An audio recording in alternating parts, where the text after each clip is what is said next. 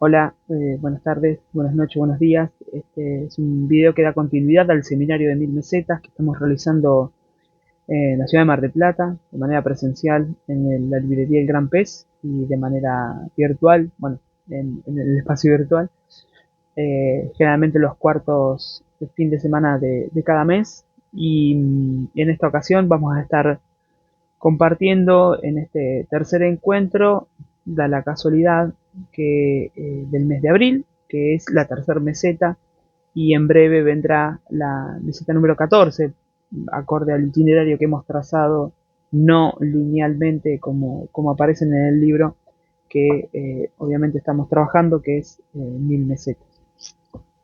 Y en esta ocasión la meseta número 3, que da la casualidad que coincide con el encuentro del seminario, ¿no? En el mes de abril, tiene la particularidad de ser una de las mesetas más complejas a nivel conceptual, por lo menos para quienes nos dedicamos a la filosofía, siempre nos ha resultado difícil por la terminología científica o en principio por el rodeo por las ciencias que hace esta meseta, y particularmente tiene un gusto especial porque aúna un montón de conceptos que ya se vienen trabajando vinculados a lo que podemos llamar, no sé, máquinas abstractas, pensamientos maquínicos, la relación de codificación y territorialización, o en todo caso contenido y expresión, que va a ser uno de las ideas fundamentales de esta meseta. Pero como hacemos siempre, desandemos un poquito el título de la meseta, la imagen que aparece.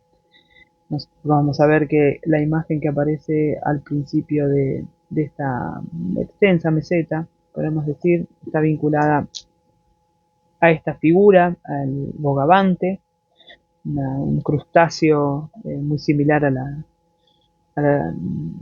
me sale al langostino, pero que tiene ahí como unas pinzas más grandes, que ahora veremos por qué tienen ese juego de double bind, como dice Bayton. Y que en principio la figura del bogavante acá, este pinzamiento, este doble pinzamiento, va a estar a lo largo de toda la meseta, ¿no? Jugando con esto, como lo que después vamos a ver que se puede hacer al respecto de la materia, el contenido y la expresión, como figura expresa en el cuerpo, ¿no? La meseta se llama 10.000 años antes de Jesucristo, la geología de la moral, y entre paréntesis aparece una pregunta que es ¿por quién se toma la tierra? Por supuesto, 10.000 años antes de Cristo es una figura temporal que nos permite pensar en que las estratificaciones o los estratos se conforman no es novedad esto, ¿no? Sino que se remonta a un tiempo otro, nilo tempore, se podría decir, en aquel otro tiempo donde todo fue surgiendo en estos juegos de estratificación. Pero puntualmente la geología de la moral también hay un juego de palabras en relación a la genealogía de la moral de Nietzsche. Si bien la genealogía de la moral de Nietzsche, donde, dicho de manera muy rápida, podemos encontrar una especie de historia de la relación de la culpa, o en todo caso de cómo la moral es una práctica de dominación de las subjetividades, acá la geología de la moral nos lleva un poco también a encontrar esa pequeña historia, esa arqueología, podríamos decir, de las estratificaciones que después, en mesetas posteriores, iremos a indagar de manera más política, pero que en principio está el juego entre dar cuenta que este juego de double bind, de pinzamiento, de doble articulación, vamos a decir también, está todo el tiempo desde hace mucho, ¿no? No es ninguna novedad. Pero lo que a mí me interesa retomar es la pregunta que aparece entre paréntesis, que creo que es una pregunta política que nos toca de manera muy directa, que es ¿por quién se toma la tierra? Y el quién ahí aparece de manera desafiante para poder dar cuenta de que hay un proceso de subjetivación y no de objetivación al respecto de la Tierra. Es decir, hay una pregunta política que da cuenta por un ser existente en términos de igualdad ontológica con respecto de quién hace la pregunta.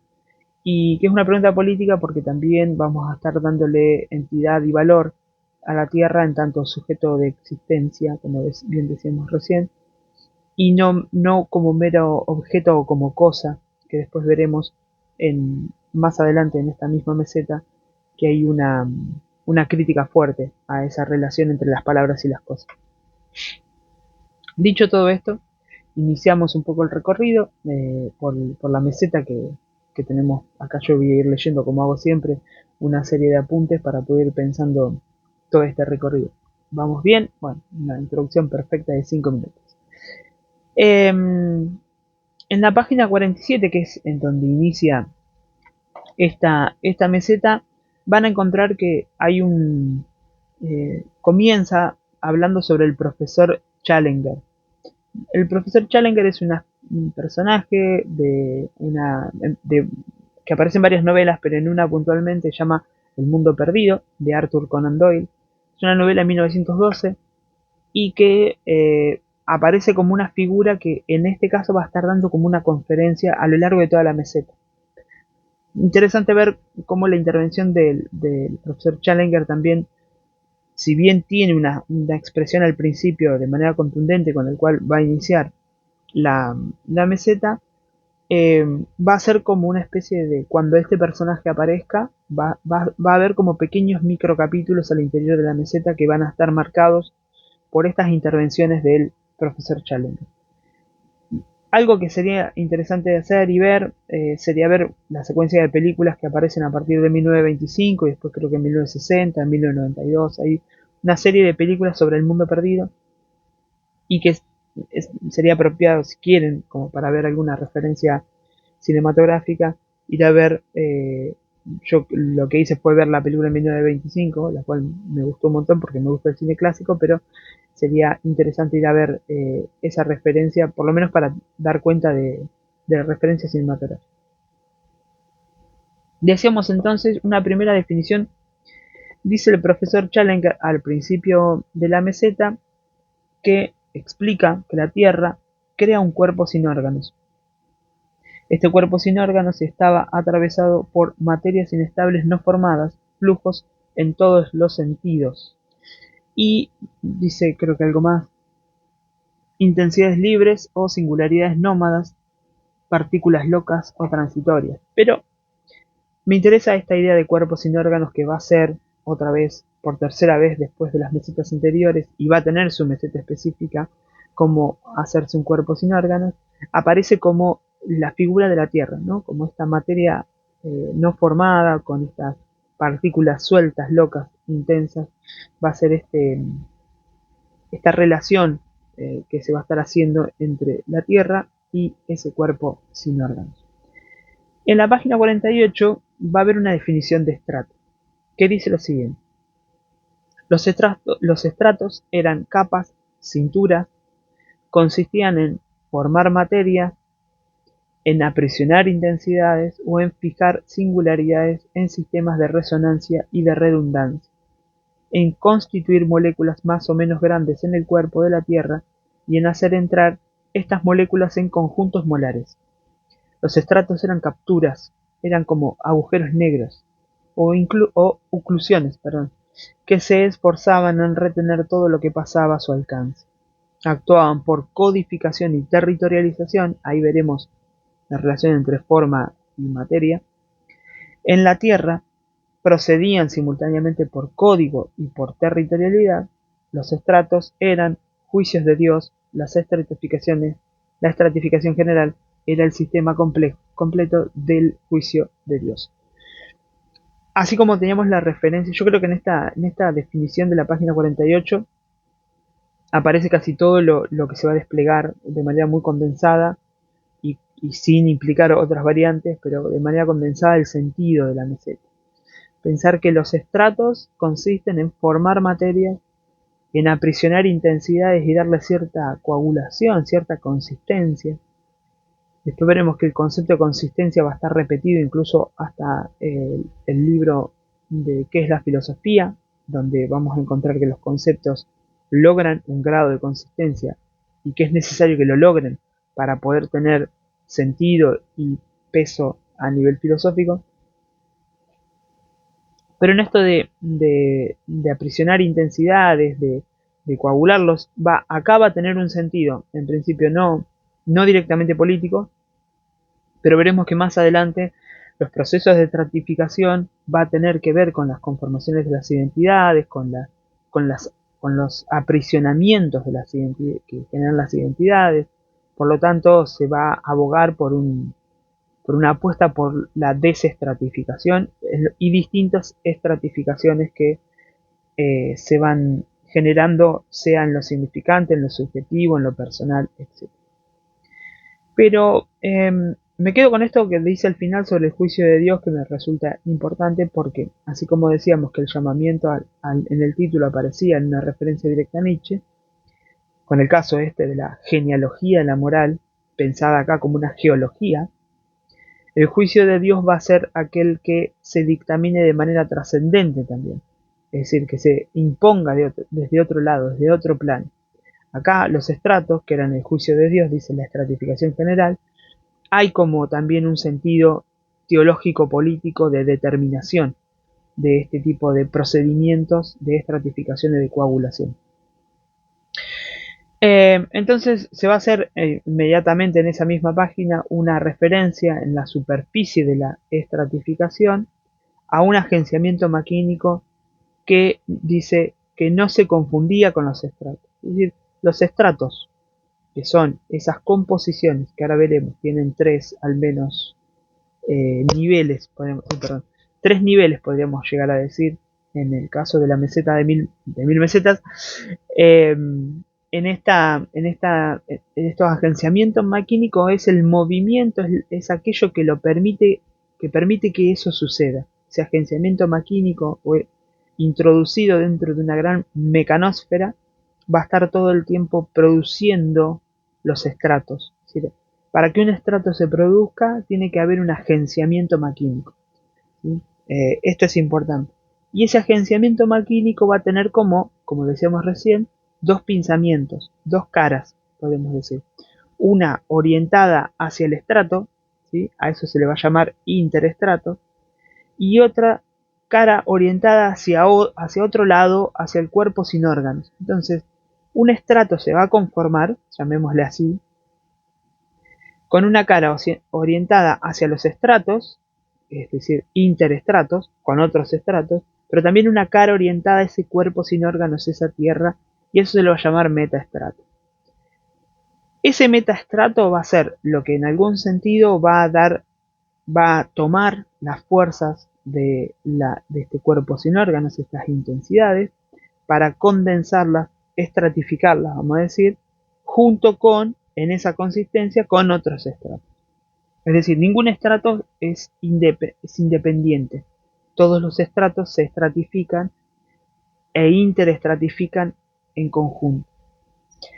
De ahí que esta doble articulación, como dicen en la página 48, tiene este sentido. Se los leo. La primera articulación seleccionaría o extraería de los flujos partículas inestables unidades moleculares o cuasimoleculares metaestables, a eso se le llama sustancia, a las que impondrían un orden estadístico de uniones y sucesiones. Ahí se estratifica. La segunda articulación sería la encargada de crear estructuras estables, compactas, funcionales, y constituiría los compuestos molares con los que esas estructuras se actualizan al mismo tiempo.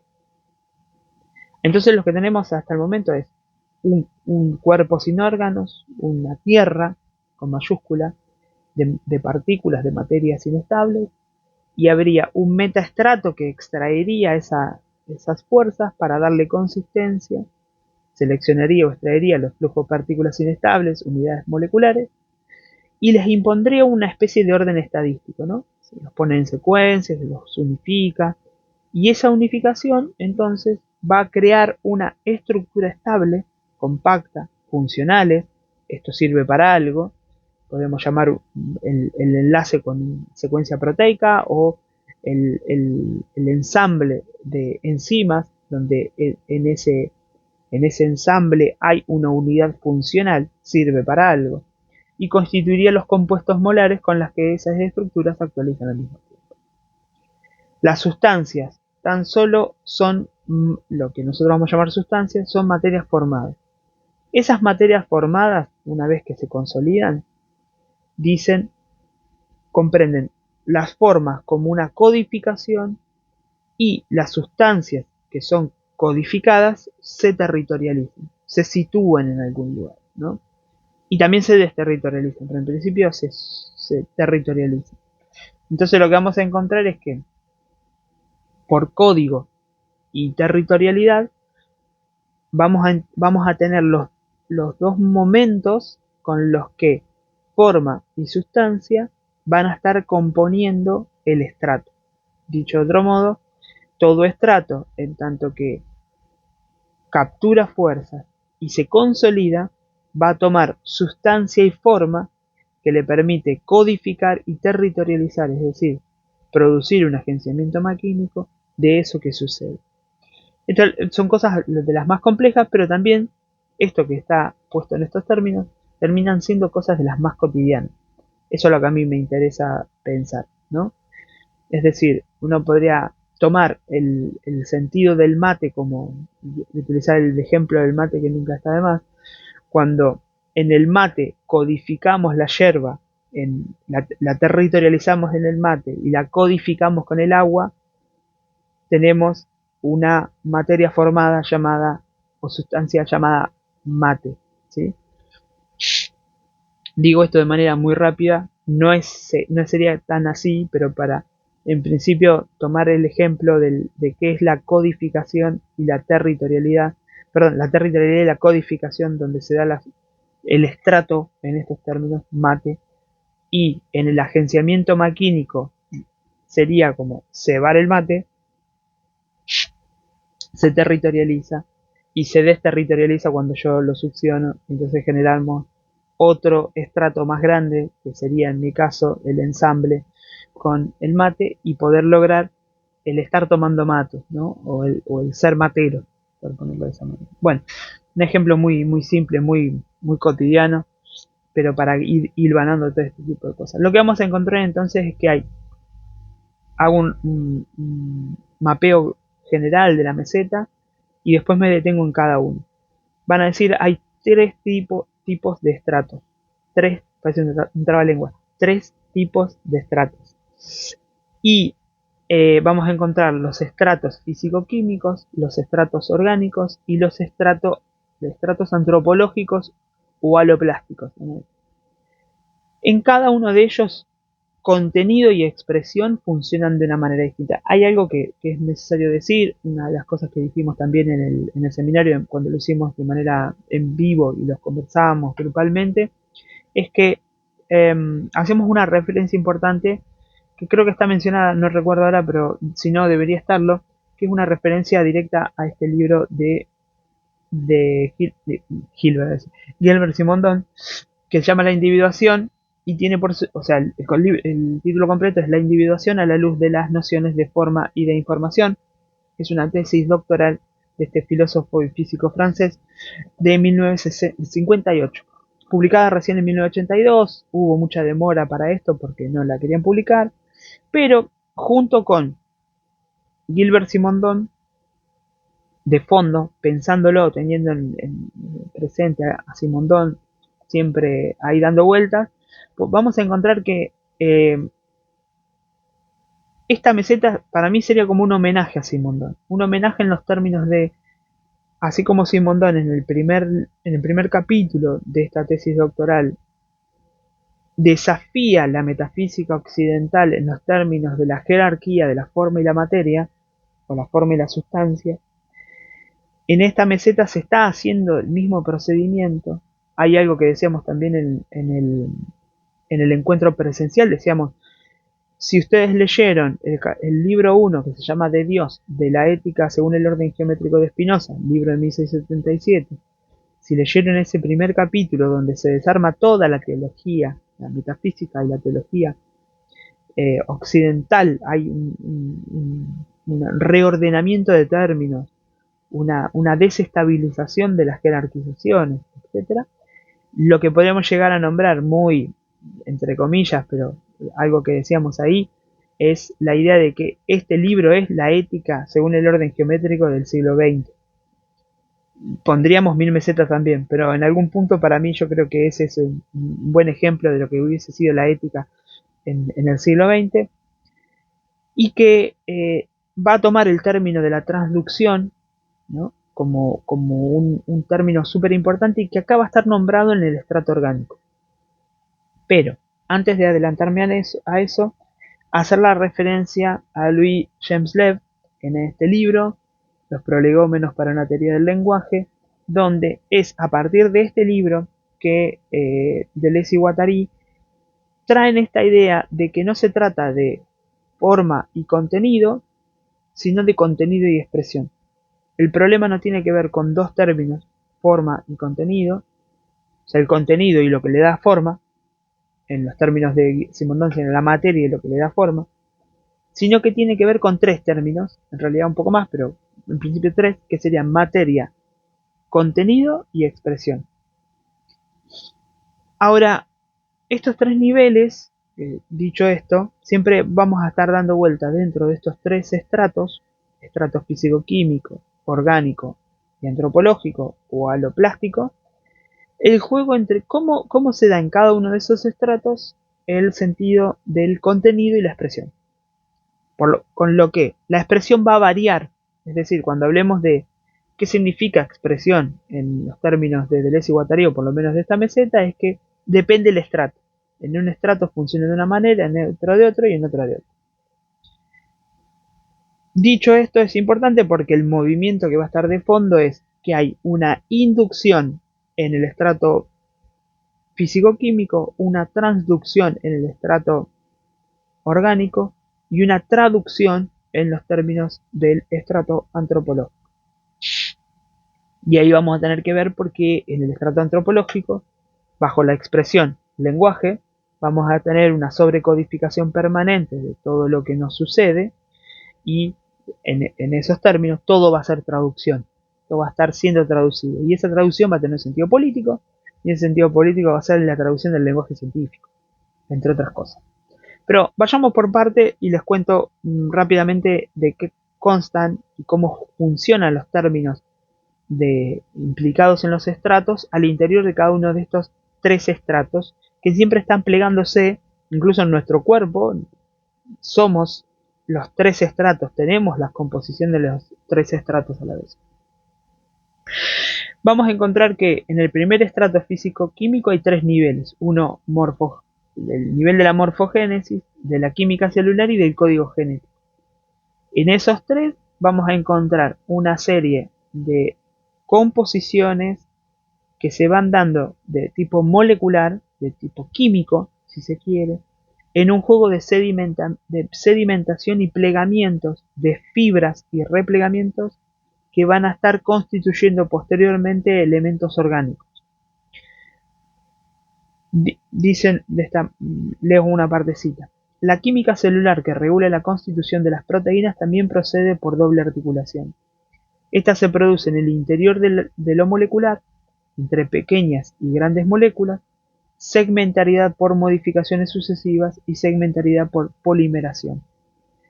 Esto lo hacen referencia también al código genético, donde el código genético, por un lado, está la secuencia de unidades proteicas, por el otro, de unidades nucleicas, dicen así, presentando las unidades de un mismo tipo, relaciones binarias, y las unidades de distinto tipo, relaciones biunívocas. Siempre hay, pues, dos articulaciones, dos segmentariedades, dos tipos de multiplicidad, cada una de las cuales emplea formas y sustancias.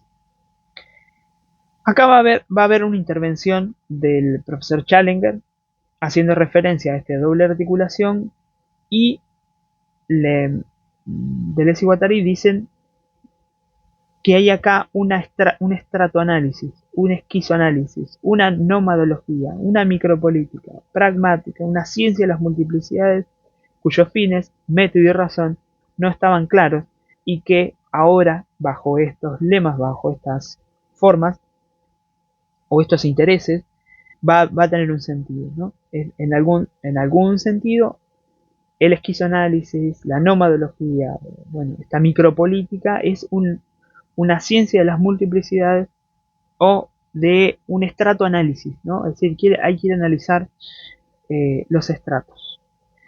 Ahí se hace referencia a James Lev en relación a la materia, contenido, expresión, forma y sustancia.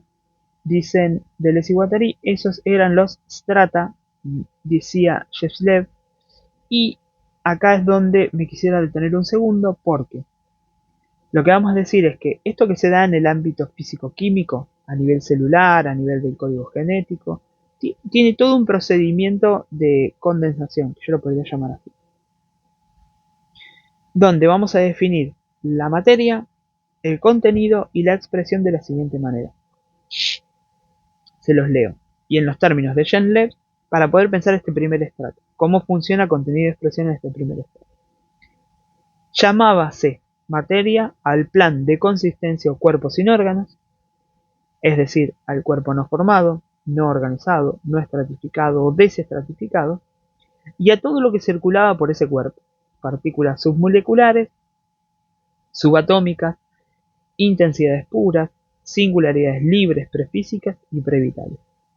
Llamábase contenido a las materias formadas, ya dijimos que las materias formadas estaban, por un lado, condensadas en un código, la forma les daba un código, y esa materia que estaba codificada se territorializa. Entonces, una materia formada siempre opera por código y territorialización.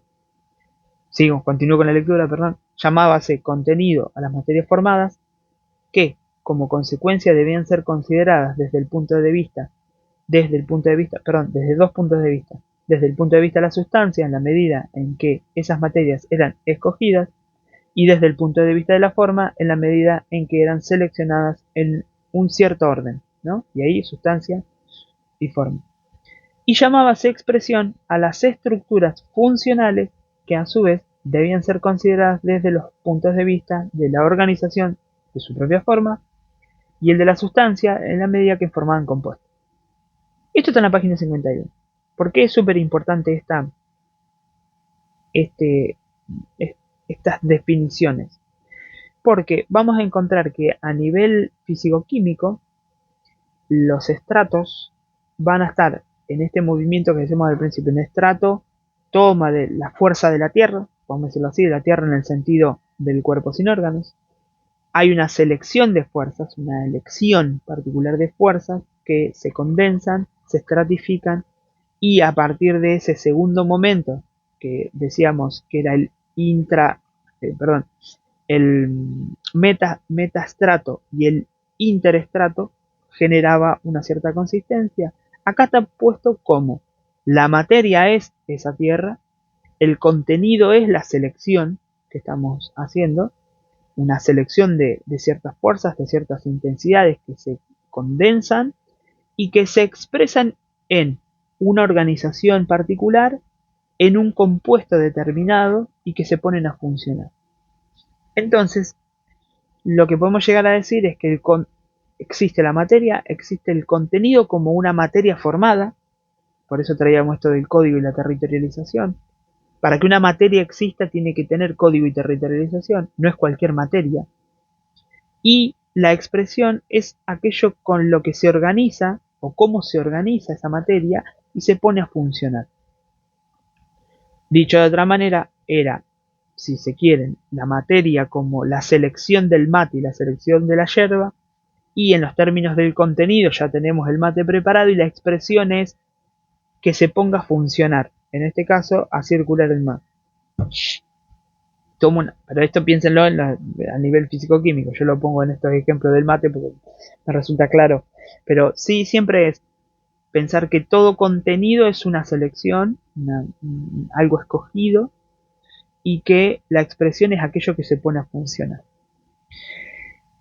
Eh, de ahí pasamos a un segundo estrato, que es el estrato orgánico, y acá dicen lo siguiente. En bioquímica, a mí me sirvió mucho también preguntarle a mi querida cuñada, que es estudiante eh, de bioquímica, preguntarle como un ejercicio mientras iba preparando todo este encuentro y estas clases, bueno, este video, eh, preguntarle qué entendían por estrato o por sustrato en bioquímica, a la cual me dijo ahí por un mensaje de audio, ella está estudiando en La Plata, eh, que el sustrato es aquello que da alimento, ¿no? Que nutre algo.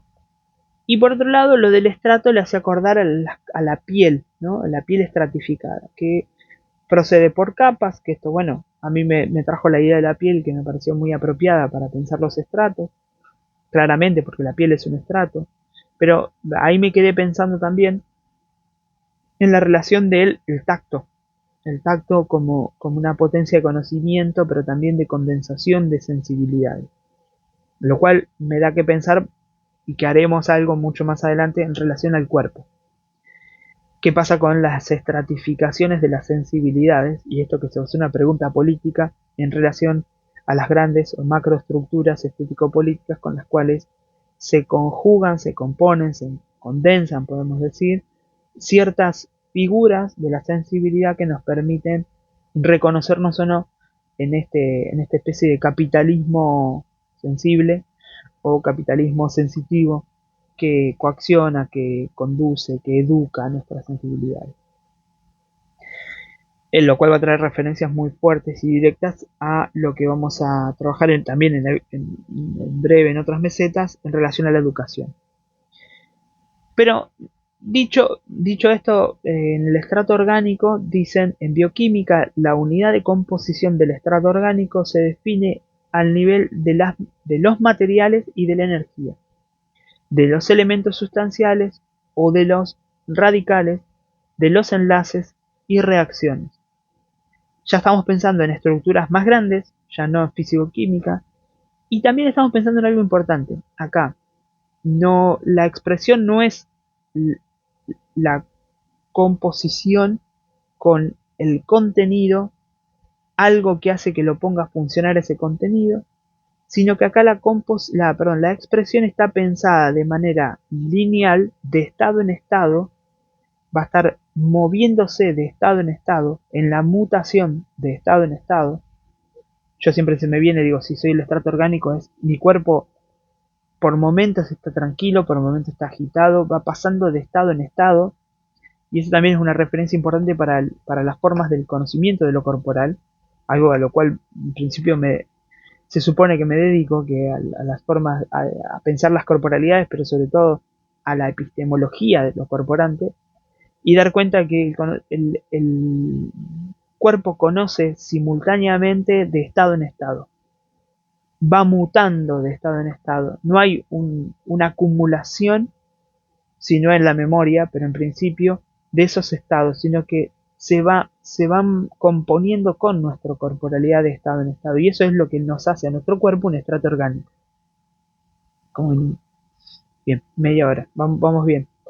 Em, lo que aparece acá es este ejercicio de linealidad entre materias y energía, entre materiales y energía, y cómo esa energía va haciendo mutar esos materiales, esos elementos sustanciales, ¿no? Y eso generando enlaces y reacciones.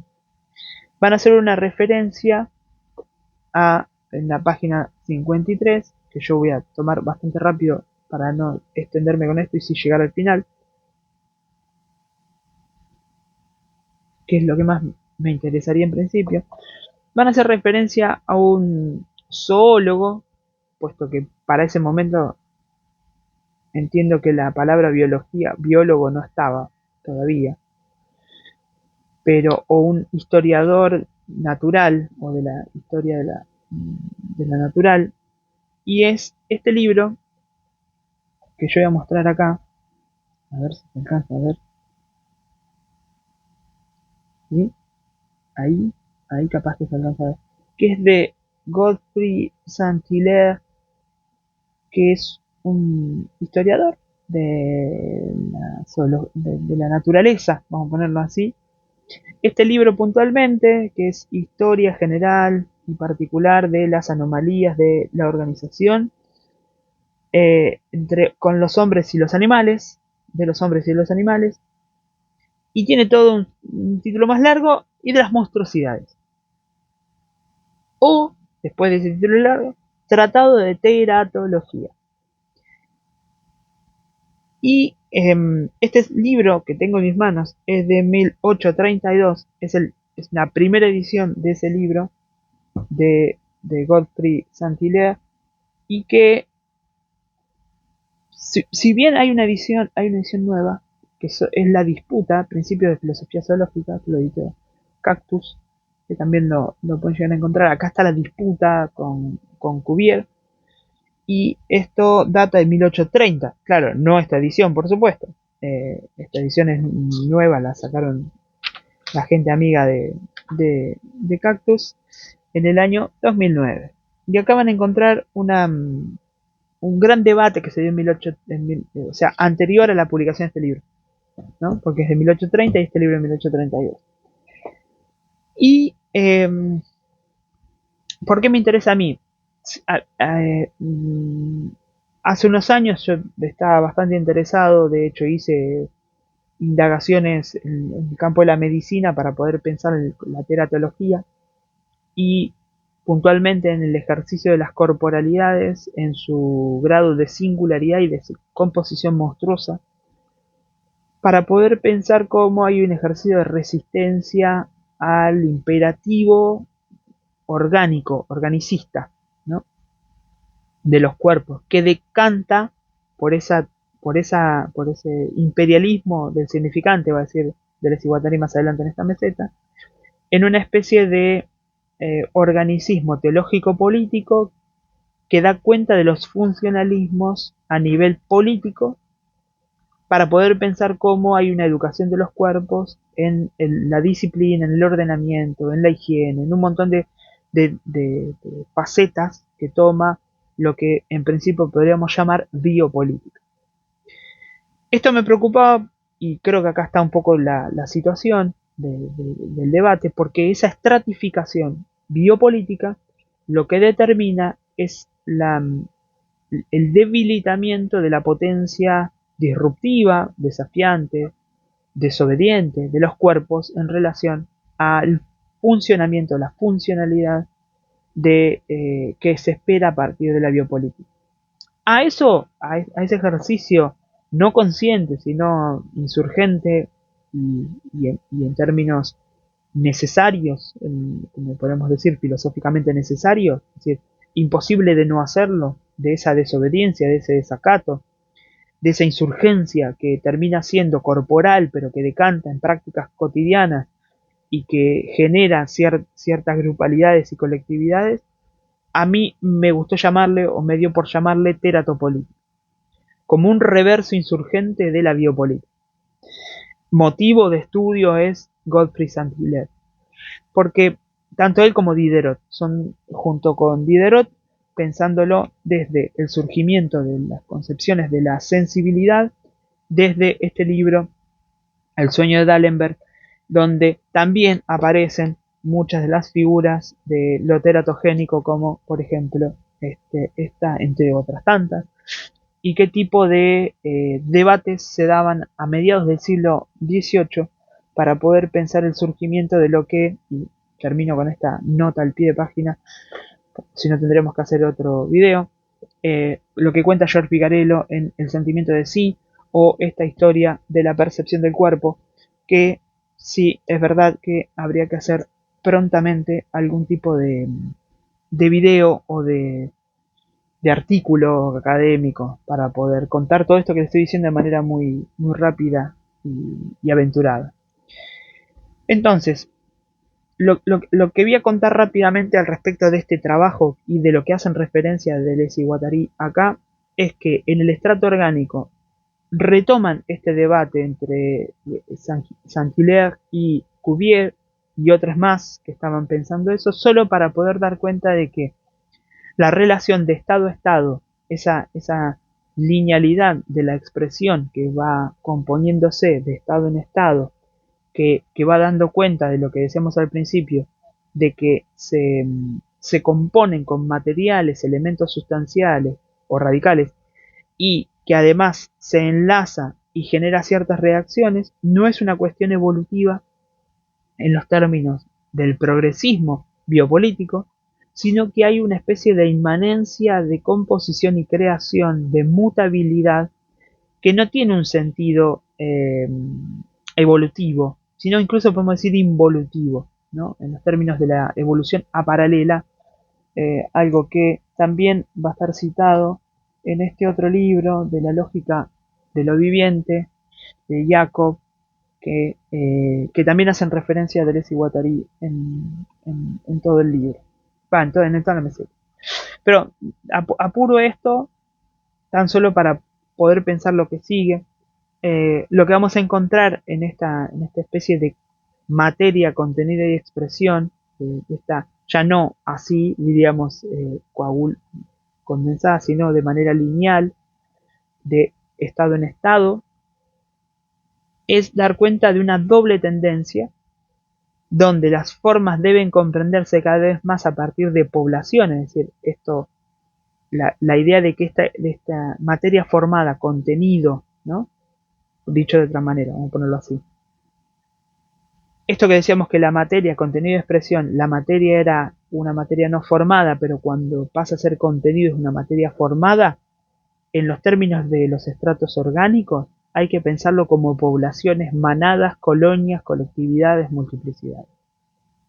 Y que la expresión pasa a tener una variación de grado, de desarrollo, que deben comprenderse en los términos de velocidades, de tasas, coeficientes, de relaciones diferenciales. Entonces, el ejemplo de los monstruos nos sirve bárbaro, porque lo que encontramos justamente es que esas corporalidades son contenido, es decir, tienen su forma, materia formada en términos de poblaciones y manadas, porque están deviniendo permanentemente con algo, y a partir de eso van variando en grado sus expresiones, es decir, sus proliferaciones, sus protuberancias, sus manifestaciones de estados de ánimo, etc., a partir de estos grados, estos coeficientes, estas velocidades que llamamos.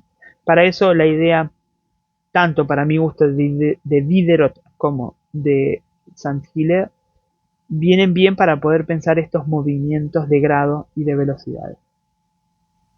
Y dice, en un momento nos formamos, adquirimos formas por poblaciones, adquirimos velocidad por pérdida. Lo dicen en un momento en la página 55-66. Esto nos lleva a poder pensar que hay el estrato es una unidad de composición. Eso también es importante. El cuerpo, como gran estrato, de estratos, siempre es una gran composición. Y acá va a aparecer, dentro de este intercambio, una serie de términos como son los del ecúmeno o planómeno, y que volvemos un poquito, yo creo que esto del ecúmeno y el planómeno están muy vinculados a una especie de capa central donde se dan todos los estratos, una especie de, dicen, se puede pues llamar capa central, anillo central de un estrato al conjunto siguiente de unidad de composición. Los materiales moleculares exteriores, los elementos sustanciales interiores, el límite de la membrana portadora de las relaciones formales. Hay como una sola y misma máquina abstracta englobada en el estrato y constituyendo su unidad. Es el ecúmeno por oposición al planómeno del plano de consistencia. Y acá tenemos ese ecúmeno que decíamos recién, compone en el plano de consistencia, que sería el cuerpo sin órgano, el cuerpo tierra con mayúscula, un cuerpo tierra con minúscula. Lo podemos poner en esos términos. Y dentro de ese cuerpo tierra con minúscula, que sería en este caso el ecúmeno, que condensaría todo este tipo de partículas, elementos y moléculas, aparecerían este doble juego entre epiestrato y paraestrato, donde el epiestrato sería una especie de consistencia interna y el paraestrato una consistencia externa. Esto yo lo tomo de cómo también en qué es la filosofía de Deleuze y Guattari hacen referencia a cómo el concepto filosófico siempre tiene una endoconsistencia y una exoconsistencia en redes poblacionales de otros conceptos y otros problemas. Entonces, resumo un cachito pese a la complejidad del tema porque necesito todavía ingresar un concepto más. Si hasta el momento tendríamos lo que decíamos, hay un estrato, un epiestrato que es lo que rodea pero que da consistencia a esta capa central, que tiene que ver con la interioridad, y cuando se da hacia la exterioridad es con los elementos cercanos, y ese paraestrato también involucrará lo interestrato, es decir, otros estratos que se están generando. Vamos a tener en medio de esto, es decir, de estas composiciones de consistencia, algo que en el caso del estrato orgánico aparece, que es la idea de medio asociado. No hay estrato que no se dé en un medio asociado, un estrato orgánico que no se dé en un medio asociado, que es como una tercera forma, ¿no? Ya no se trata, dicen, del medio interior y del medio exterior, incluso relativo, ni el intermedio, sino un medio asociado o anexionado. Los medios asociados implicaban fundamentalmente fuentes de energía, distintas de los propios materiales nutritivos. Esto es importante porque para que un estrato orgánico se componga, decíamos hace un rato, los paraestratos siempre tenían que ver con las poblaciones, y esto que tenga que ver con las poblaciones significa que evidentemente estamos contactando otras cosas, pero el elemento nutritivo que de manera interna aparecerá en el sustrato, acá va a haber un elemento nutritivo, energético, si se quiere, dado por el medio asociado. Ejemplos de medio asociado, un ejemplo que va a aparecer en la meseta está sacado de von Westphal y su famosa referencia a la garrapata, ¿no? Como estos mundos circundantes, Umwelt, que van generando, que generan la posibilidad de que algo sea agenciado, algo sea territorializado. La garrapata, en su mundo, aparece el cuerpo del perro, vamos a ponerlo así, como medio asociado. La araña genera la telaraña como su medio asociado. Y esto también es interesante porque ese medio asociado es, dicen, capturas de fuentes de energía, respiración en el sentido más general, ¿no? Nuestro medio asociado tranquilamente puede ser el aire. Después dicen dos, por el discernimiento de los materiales, la aprehensión de su presencia o de su ausencia, esto es la percepción, yo percibo el aire, entonces genero un discernimiento de los materiales que están compuestos el aire, siento olores, la aprehensión de esa presencia o no hay olores y la ausencia, y por la fabricación o no de los elementos o compuestos correspondientes, es decir, si es respuesta o reacción, si me doy cuenta que está sucediendo en mi medio asociado. O sea, la araña está quieta hasta que siente, percibe en su cuerpo la vibración de algo que ha sido capturado. Y ahí entonces en medio asociado hay una captura de energía que el medio asociado permite también lo nutricio. Avanzo entonces un poquito. Acá en la página 58 van a encontrar esto que estaba mencionando recién sobre los estratos, paraestratos y epiestratos. Un poco yo ya me adelanté en la referencia. Y también dar cuenta de que en la página 58 van a hacer una referencia a que esos paraestratos, en los términos del estrato orgánico, van a funcionar por codificación y descodificación, y los epiestratos por territorialización o desterritorialización o reterritorialización. Esto nos hace una referencia a lo que antes habíamos mencionado, de lo que decíamos de cómo funcionaba forma y sustancia al interior de los estratos. Pensando en que las formas funcionaban por codificación y las sustancias por territorialización. Y acá vamos a tener que los paraestratos son lo que lo que codifica, es decir, lo que le da forma al estrato, y los epiestratos es la sustancia que se territorializa. Hay una referencia. Entonces, forma y contenido estaría funcionando como paraestrato y epiestrato en estos conceptos. Es decir, lo que sé, dicho de otra manera, si uno podría pensar que el paraestrato nuestro a nivel eh, antropológico puede llegar a ser nuestra identidad, nuestra forma de ser, nuestro carácter, y nuestro epiestrato son nuestras composiciones orgánicas, nuestro cuerpo, etc. Las desterritorializaciones no son mentales, las desterritorializaciones son corporales, las reterritorializaciones son corporales. La, por decirlo de alguna manera, la desobediencia es corporal, la obediencia es corporal, porque hay una reterritorialización de la norma, y así, para poner un ejemplo. Y a su vez, y acá hay otro pequeño resumen, si forma y contenido estaban jugando en esta relación entre paraestrato y epiestrato, algo similar vamos a tener con respecto a los grados. Recién decíamos, lo que se territorializa es el cuerpo, entendido como, en estos términos, como materia formada, ¿no? Y eso se da en los términos de los grados de velocidad o de intensidad que pueden ser desterritorializados o reterritorializados. Entonces, en este juego entre código y territorialidad es donde se da este ensamble de agenciamiento maquínico. Y vamos a encontrar, si quieren, después la leen, en la página 61-62, un resumen. Y dicen lo siguiente, bueno, se los leo. Quiero ver si ya llevamos 51 minutos, voy a ver si hago un ejemplo rápido y quiero llegar al estrato antropológico.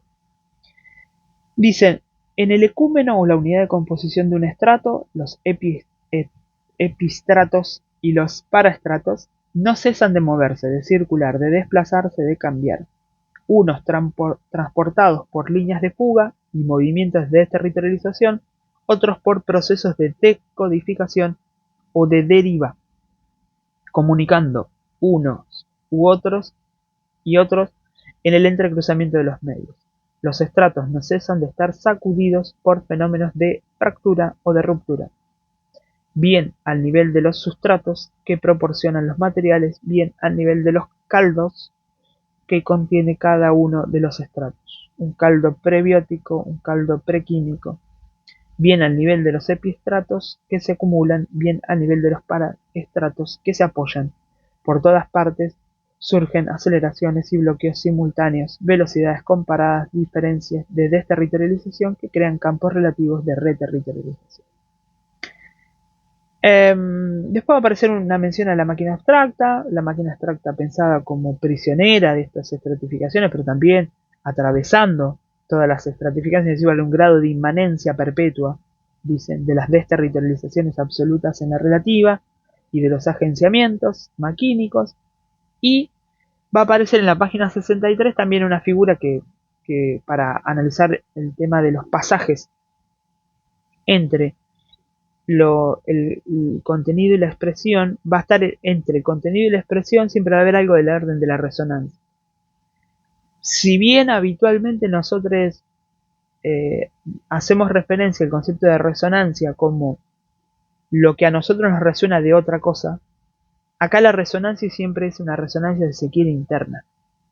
La resonancia es la comunicación que se produce entre los dos órdenes independientes, es la que instaura el sistema estratificado, cuyo contenido molecular tiene una forma correspondiente a la distribución de las masas elementales y a la acción de molécula a molécula.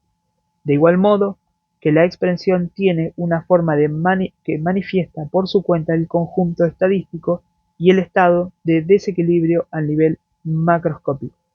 La expresión es como una operación de estructuración amplificante que hace pasar al nivel macrofísico las propiedades activas de la discontinuidad primitivamente microfísica. Para mí esta definición en la página 63 es importante porque La resonancia no es algo que nosotros podamos percibir de manera macro perceptiva, de ser conscientes. La resonancia es una comunicación entre la materia formada y la expresión que va a aparecer, perdón, entre la materia y la materia formada, la materia y el contenido, que nos va a permitir dar cuenta de una comunicación, de una composición que después permite ser expresada a partir de ese pasaje ampliatorio, de esta operación de estructuración amplificante, que permite que ahí sí percibamos. Lo que nosotros percibimos siempre es la expresión de las cosas, o dicho de otra manera, lo que las cosas expresan, pero no la resonancia. Ni la resonancia es lo que a nosotros nos resuena, ¿no? Sino que la resonancia es un pasaje, una comunicación que hay de un estado a otro. Continúo, me estoy salteando algunas cositas, pero que un poco van a estar hablando de esta traducción.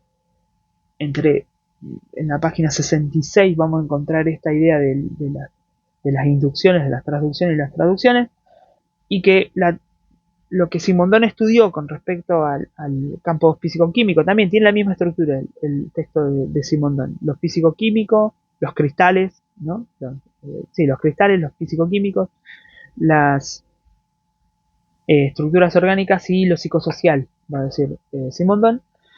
Acá vamos a tener esta transducción puesta en estos movimientos de estado en estado, de manera inmanente, aleatoria, inmutable, que va a estar pasando, por eso la transducción va a estar puesta en esos términos, y así llegar a la página 66, donde se nos presenta el estrato antropo-aloplástico, o antropológico aloplástico,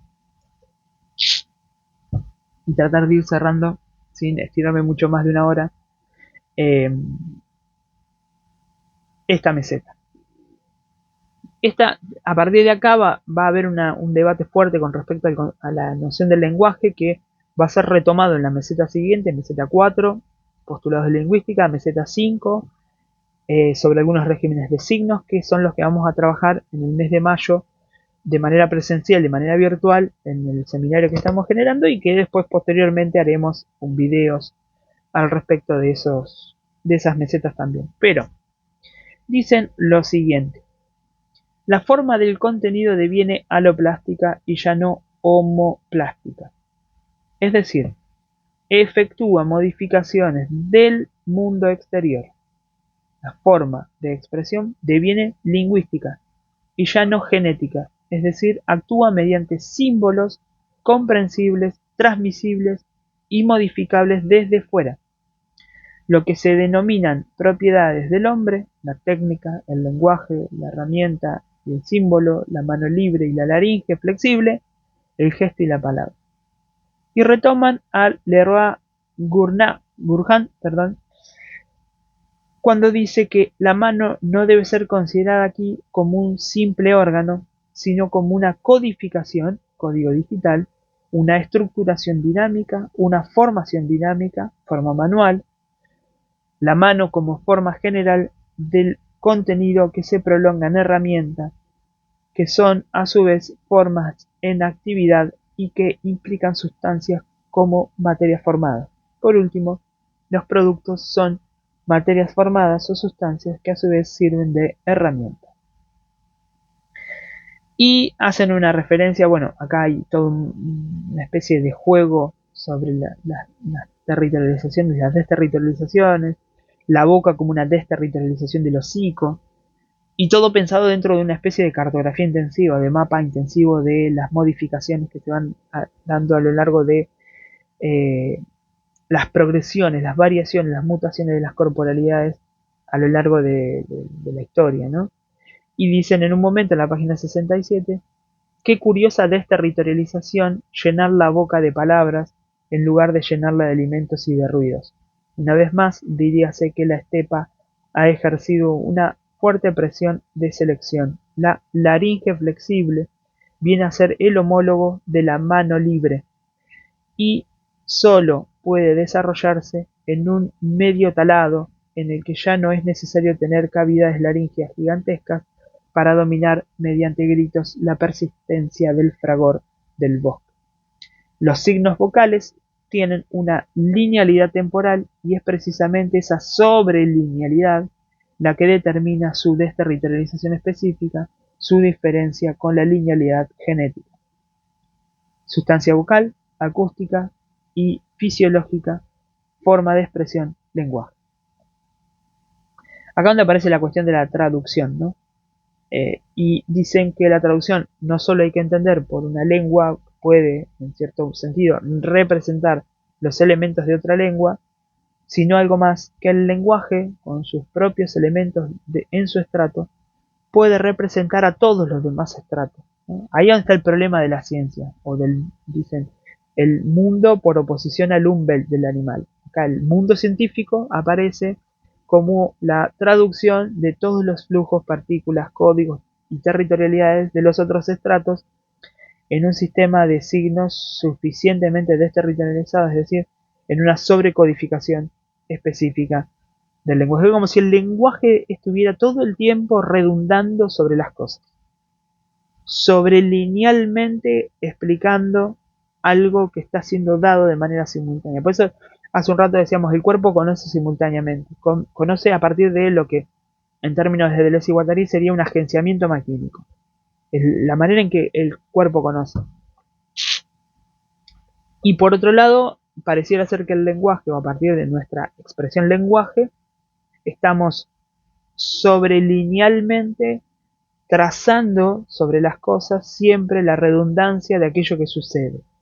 O sea, ahí donde está el problema con el tema de esta sobrecodificación, esta sobrelinealidad del lenguaje, que no cesa de explicar que hay lo que Rancière llamaba este paradigma explicador, y que en definitiva termina siendo un poco, ¿no?, de una pretensión imperialista del lenguaje. Hay ahí un imperialismo del lenguaje que sobrecodifica, que sobredetermina, que está todo el tiempo plegándose encima, perdón, otra vez, encima de lo que sucede, del mundo, de lo que acontece, ¿no? Acá entonces leo en la página 68, dicen, por contenido no solo hay que entender la mano y las herramientas, sino también una máquina social técnica que preexiste a todo ello, y que constituye estados de fuerza o formaciones de potencia.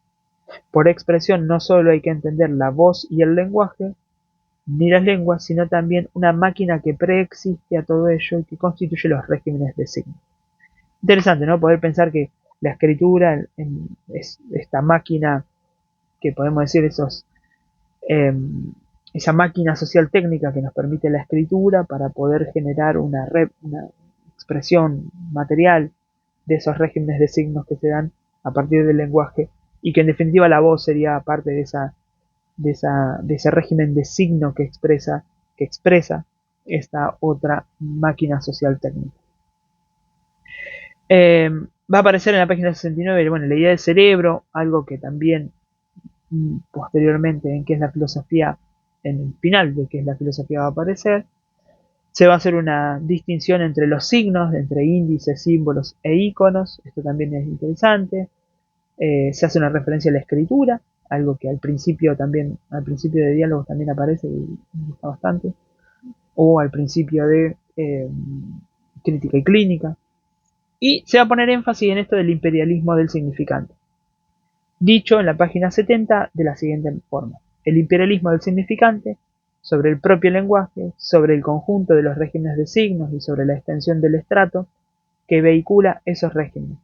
Ya no se trata de saber si el signo se aplica a todos los estratos, sino de saber si el significante se aplica a todos los signos, si todos los signos están dotados de significancia, si la semiótica de los signos remite necesariamente a una semiología del significante. El significado no existe al margen de la relación con el significante, y el significado último es la existencia misma del significante que se extrapola más allá del signo. Del significante solo se puede decir una cosa: es la redundancia, el redundante. De ahí su increíble despotismo y el éxito que ha conocido. La reducción del contenido al significado, la reducción de la expresión al significante. Estas son las formas de traducción que hace la expresión del estrato antropológico o aloplástico, y que va a estar haciendo esta operatoria de reducción de todo contenido, que es toda materia formada, al significado, y de la reducción de toda forma de expresión, que puede haber múltiples y muchas, al significante. Para mí esto es como clave, ¿no? El problema que vamos a estar trabajando también en los postulados de lingüística, de este imperialismo del significante, que reduce todo tipo de expresión, sea una expresión de los estratos de la piel, del contacto, de las formas de conocimiento simultánea, de las formas de conocimiento, si se quiere, artísticas, musicales, etcétera, que va a estar siempre todo el tiempo siendo traducida al significante o a este único, o único no, a este modo particular de regímenes de signo. Entonces van a decir en la página 71, los partidarios del significante mantienen como modelo implícito una situación muy simple, las palabras y las cosas. Punto. De la palabra extraen el significante y de la cosa el significado conforme a la palabra, así pues sometido al significante. Otra vez se repliega una jerarquización en este ejercicio de traducción, ¿no? No hay esta jerarquía en otros aspectos, en otros lugares.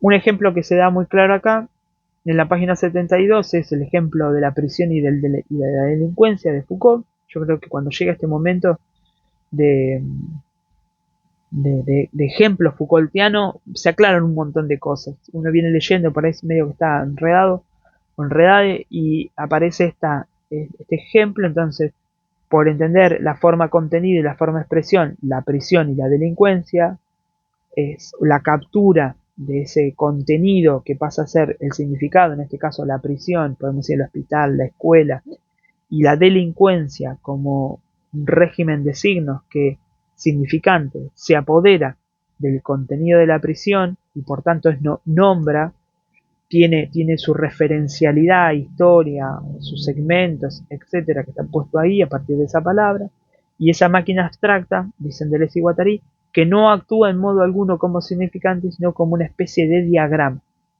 Esto también lo vamos a encontrar en Foucault, saber que la arquitectura de la prisión no es solamente una arquitectura, llamémosle como una máquina de audiovisual, dice Deleuze y Guattari en Foucault, como una máquina, sino que hay un diagrama que está puesto ahí, es decir, una máquina abstracta que diagrama y determina las relaciones. Eso es una máquina abstracta, una especie de diagrama que determina relaciones y que va a estar poniéndose a funcionar de una determinada manera en función del significante delincuente, del significante, no sé, alumno, del significante enfermo, del significante discapacitado, del significante laburante, etc.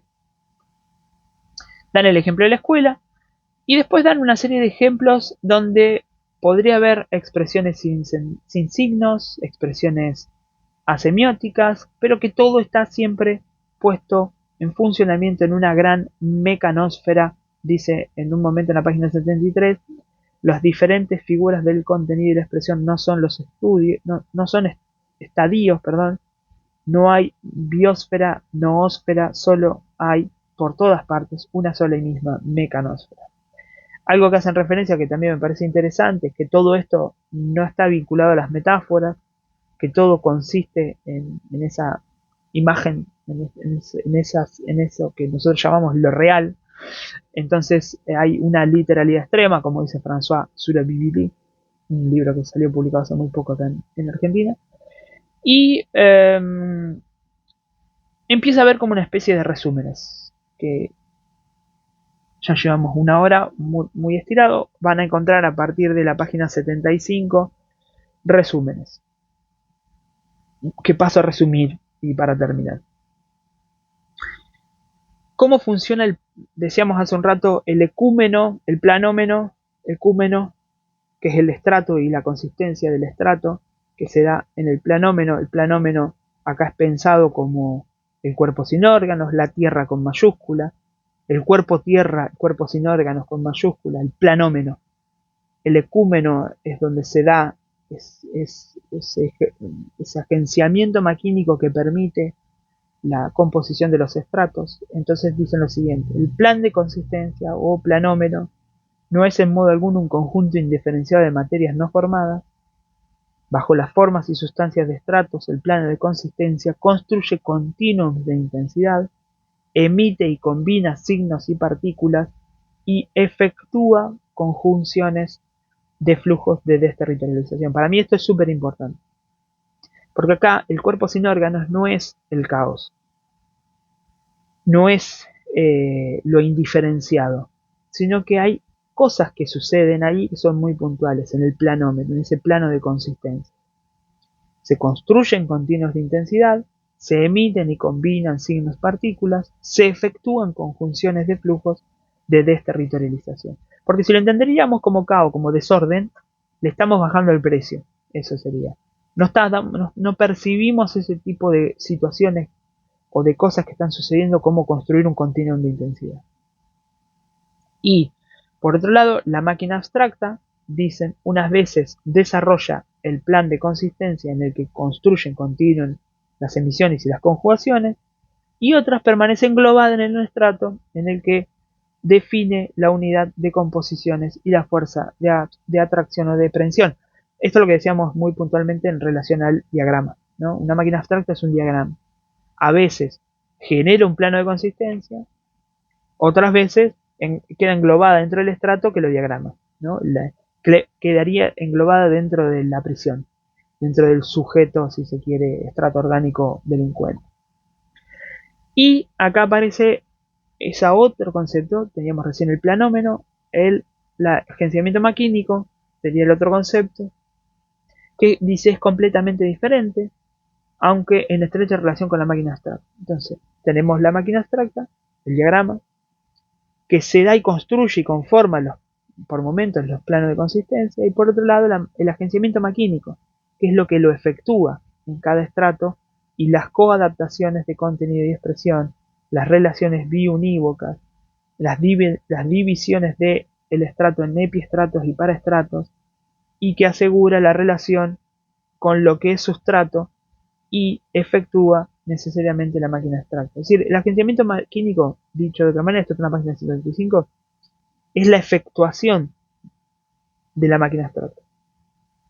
La máquina abstracta por momentos crea ese plano de consistencia, donde se va a efectuar el agenciamiento maquínico, se va a componer el estrato, y lo que hace este agenciamiento maquínico, en definitiva, al efectuar la máquina abstracta, es desarrollar puntualmente el plano de consistencia, es decir, poder dar cuenta de eso donde se efectúa el agenciamiento maquínico, es decir, donde se da el estrato, dicho de otra manera. Y todo esto en la gran mecanósfera, ¿no? Esto sería como el gran punto. Hasta acá sería página 76. Después va a haber un último resumen y van a resumir los grupos de nociones. Primer grupo de nociones, el cuerpo sin órganos o el plano de consistencia desestratificado, las máquinas abstractas que diagramatizan. Un segundo grupo de nociones que son los sistemas de estratos, y acá aparecen los continuos intensivos, las emisiones combinadas, las conjunciones, las formas de sustancia, etc. Y un tercer grupo de nociones donde aparecen los conceptos de sustrato, paraestrato, epiestrato, agenciamiento maquínico y metaestrato. Bueno, nada, en fin, no me quisiera estirar mucho más, ya es 1 hora y cuarto que estamos con todo esto. A mí lo que me queda de manera, ya a modo de resumen personal, más allá de la exquisitez con la que describen los procedimientos y cómo componen este juego de que una máquina abstracta componga un plano de consistencia donde se efectúa a partir de agenciamientos maquínicos los estratos, y que esos estratos están todo el tiempo en ese double bind entre un metaestrato que toma fuerza de la Tierra y un interestrato que se relaciona con todo lo demás, un epiestrato que le da consistencia interna y un paraestrato que da consistencia externa, etcétera, etcétera. Todos estos movimientos que están conjugándose es que en definitiva todo estrato siempre es la consistencia, la consolidación de una cierta expresión de un contenido seleccionado. Y que esto va a traer consecuencias fuertes después en el campo de lo estético y lo político, y que está marcado muy claramente en el estrato antropológico pensado desde el lenguaje. Es decir, lo que vamos a estar discutiendo en breve va a tener que ver con esto, y es que hay un imperialismo del lenguaje a la hora de poder conocer, percibir lo real, lo que sucede, el mundo, etcétera. Lo real en un sentido muy amplio, ¿no? No en un específico lacaniano, algo muy del agenciamiento dentro de esta gran mecanósfera. Y que no podemos estar reduciéndolo al imperialismo del significante todo el tiempo, sino que hay algo de la producción, de la composición, de otras formas expresivas que no tengan que ver necesariamente con ese régimen de signo específico que es el lenguaje, las palabras y demás.